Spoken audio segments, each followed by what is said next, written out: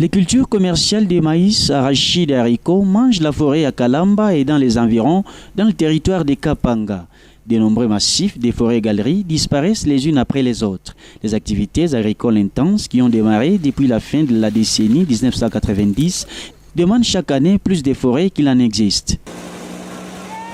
Kassar, sur la route de Chiing, en provenant de Kalamba, est l'un des rares villages de la région qui conserve encore de nombreuses forêts. C'est une localité d'environ 4000 âmes où les maisons en briques cuites couvertes de toitures en tôle remplacent de plus en plus celles en matériaux moins durables. Ces chutes traditionnelles ont longtemps résisté aux demandes des coupes, mais face à la pauvreté grandissante, cette lutte s'affaiblit de plus en plus.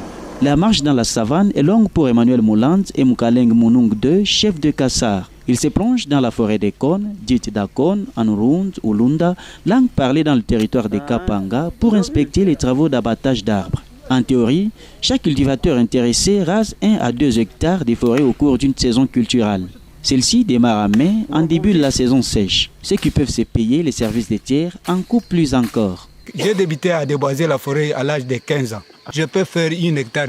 Quand je déboise la forêt, je sème les maïs, voire même les palmiers, les tout consorts, même l'arachide, même l'haricot, même les oignons, les patates douces, les tout consorts. Il s'ensuit que les effets des changements climatiques liés à la déforestation sont de plus en plus ressentis ici. Parmi d'autres conséquences, le cycle des saisons est perturbé. Dans les temps, nous savions que vers le mois de mai, la saison sèche commence. Mais maintenant, nous ne savons pas nous retrouver. Au mois de décembre, vous avez une sécheresse. Au mois de janvier, il y a aussi un temps de sécheresse, ainsi de suite.